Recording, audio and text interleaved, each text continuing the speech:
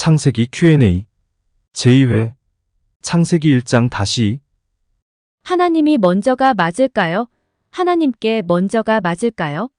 성경은 창세기 1장 1절 태초에 하나님이 천지를 창조하시니라라는 말씀으로 시작합니다. 여쭈어 보겠습니다.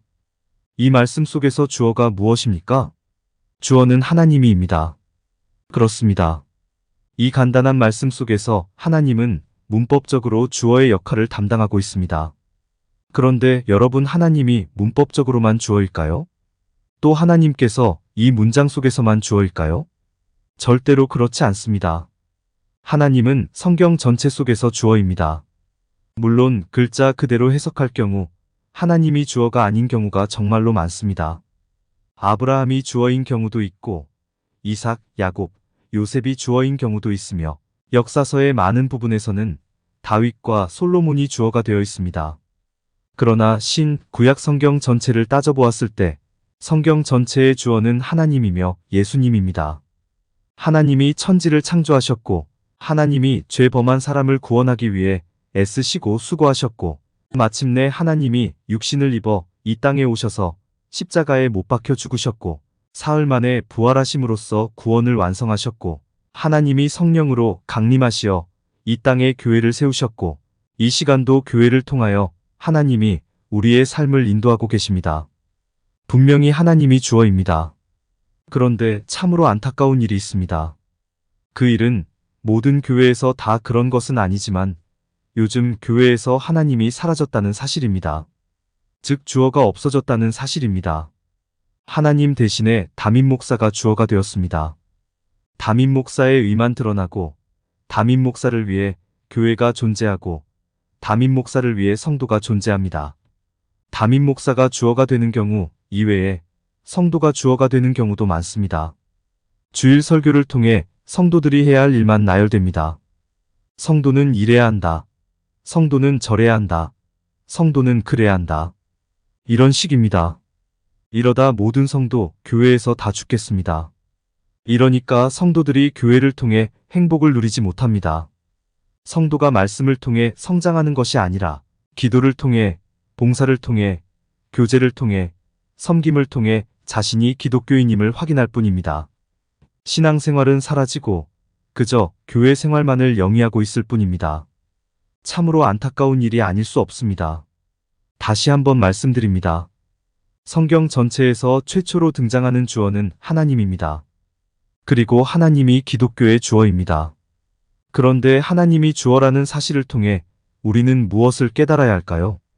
가장 먼저 우리가 깨달아야 할 것은 하나님이 먼저라는 사실입니다.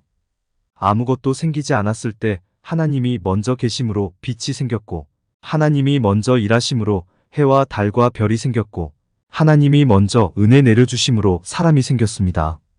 즉 하나님이 먼저 계심의 결과, 하나님이 먼저 일하심의 결과, 하나님이 먼저 은혜 내려주심의 결과가 천지창조입니다. 그 천지창조 속에 사람이 포함되어 있습니다. 사람이 먼저 무엇을 한 것이 아닙니다. 사람이 먼저 요구한 적도 없고 사람이 먼저 기도한 적도 없고 사람이 먼저 매달린 적이 없습니다. 사람이 아무것도 한 것이 없는데 하나님께서 먼저 알아서 이미 다 이루어 주셨습니다. 그것이 바로 은혜입니다. 그래서 사람은 하나님의 먼저 일하심, 즉 은혜에 대해 감사로 반응하는 것이며 바로 그 감사함으로 살아가는 것입니다.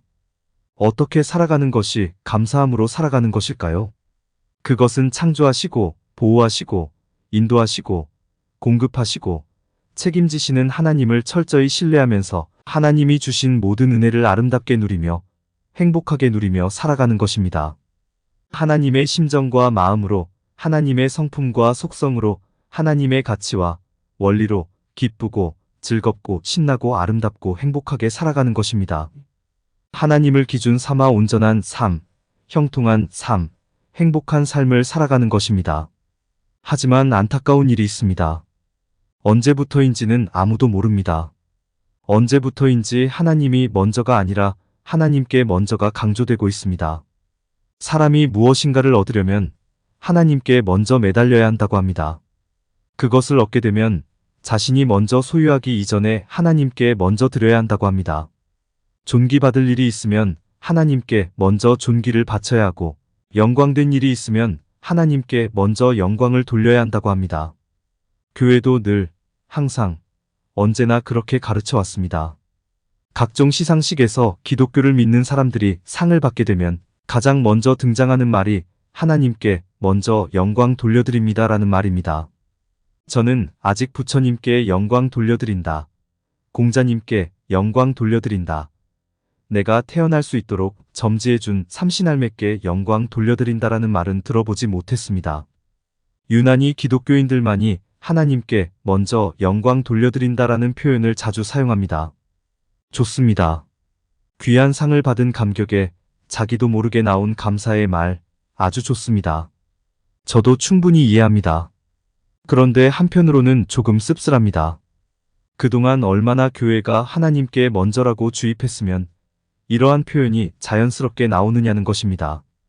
네가 요구하는 것이 있으면, 네가 바라는 것이 있으면, 네가 원하는 것이 있으면 하나님 앞에 나와 무릎 꿇고 부르짖어 기도하면서 하나님께 먼저 매달려라.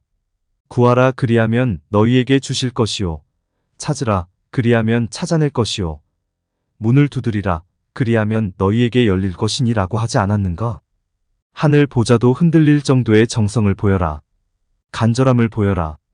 그러면 응답의 하나님께서 네 모든 소원을 다 이루어 주실 것이다.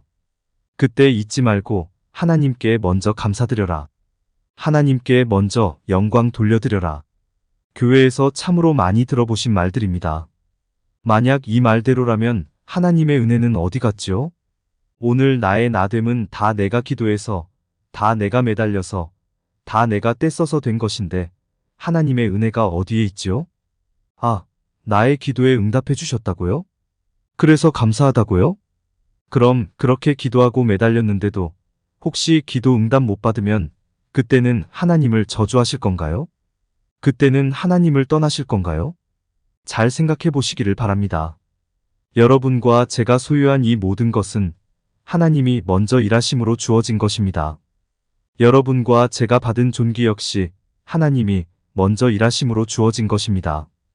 여러분과 제가 받은 영광 또한 하나님이 먼저 일하심으로 주어진 것입니다. 나는 나로 태어나려고 아무 노력도 한 것이 없는데 나로 태어나 있습니다. 그리고 나는 아무 노력도 한 것이 없는데 부모님을 통해서, 형제, 자매를 통해서, 친구를 통해서, 이웃을 통해서, 아내를 통해서, 자녀를 통해서 필요한 모든 것을 공급받고 있습니다. 그것이 바로 하나님의 은혜입니다. 그래서 우리는 그 은혜를 풍성히 누리기 전에 하나님께 감사드리는 것입니다. 기독교는 이런 것입니다. 순서가 아주 중요합니다. 하나님이 먼저 일하심에 대하여 하나님께 감사드리는 것이지 하나님께 먼저 간구하고 애원하고 돌려드리고 바치는 것이 아닙니다. 만약 하나님께 먼저 간구하고 애원하고 매달려야 한다면 하나님이 다른 신들과 무엇이 다릅니까? 하나님의 은혜라는 게 있을 수 없습니다. 사람의 수고에 대한 하나님의 보상만 있을 뿐입니다. 하나님께 먼저라는 생각은 사람의 헌신과 공덕을 중요시하는 타 종교에서나 성립될 수 있는 이야기입니다.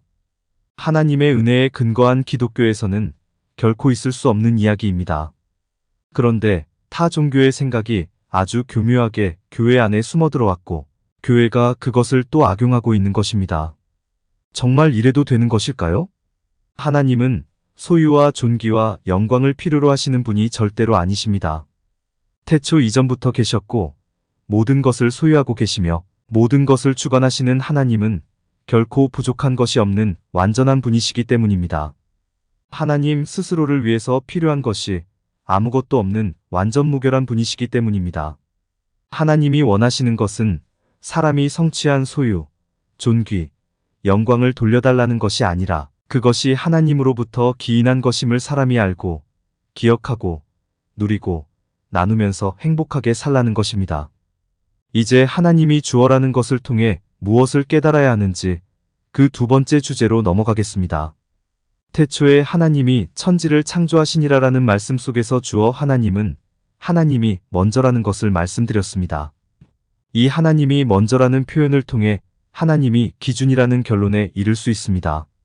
하나님이 당연히 먼저 계셨으니까 당연히 하나님이 기준이 될 수밖에 없고, 하나님이 당연히 먼저 계셨으니까 당연히 하나님이 먼저 일을 시작할 수밖에 없고, 하나님이 당연히 먼저 일을 시작하셨으니까 당연히 하나님이 먼저 일을 끝내셔야 하고, 하나님이 당연히 먼저 일을 끝내셨으니까 당연히 하나님이 먼저 끝까지 책임지시는 것입니다. 사람을 창조해달라고 사람이 기도하고 애원해서 하나님이 사람을 창조하셨나요? 세상에 죄가 관영하니 이대로는 도저히 안 되겠다라고 노아가 호소해서 방주를 만들도록 하셨나요? 아브라함이 큰 뜻을 품고 내가 큰 나라를 만들어 민족을 이루겠다라고 간청해서 하나님이 아브라함을 쓰신 것인가요? 모세가 애굽 땅에서 고통받는 동족을 불쌍히 여기고 이제 애굽에서 그들을 해방시켜 자유롭게 살게 할 테니 하나님 한 번만 도와주세요라고 기도해서 출애굽 사건이 일어난 것인가요? 왕정 체제를 갖춘 이스라엘을 이제 반석 위에 굳건히 세우기 위해서는 탁월한 지도력을 지닌 왕이 필요하니까 저를 써주세요. 라고 다윗이 기도해서 그가 왕이 되었나요? 그렇지 않습니다. 사람은 늘 하나님을 떠났지만 하나님이 먼저 늘 사람을 찾아오셨습니다.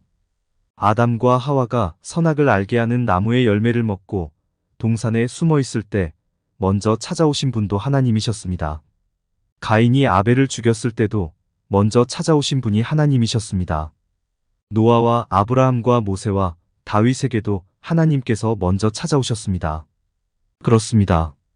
하나님은 먼저 찾아오시고, 먼저 공급하시고, 먼저 위로하시고, 먼저 용서하시고, 먼저 사람이 살아갈 길을 안내해 주시는 그런 분이셨습니다. 그래서 하나님이 기준이라는 것입니다. 하나님이 성경 전체 속에서 주어니까 하나님이 기준이며, 하나님이 먼저니까 하나님이 기준이 되시는 것입니다. 감사합니다. 끝으로 공감이 되었다면 구독과 좋아요, 알림 설정 부탁드립니다. 하나님의 말씀을 바르게 전하는데 큰 도움이 될 것입니다. 평등하고 공정하며 정의롭고 행복한 세상을 이루는데 큰 도움이 될 것입니다.